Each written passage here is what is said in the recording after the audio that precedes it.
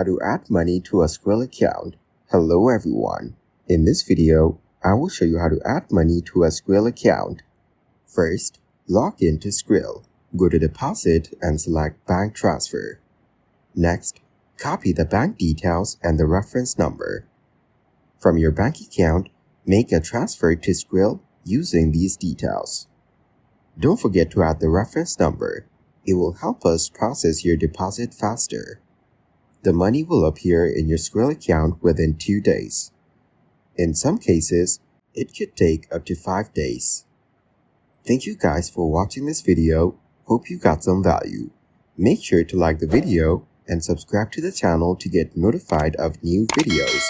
See you in the next one.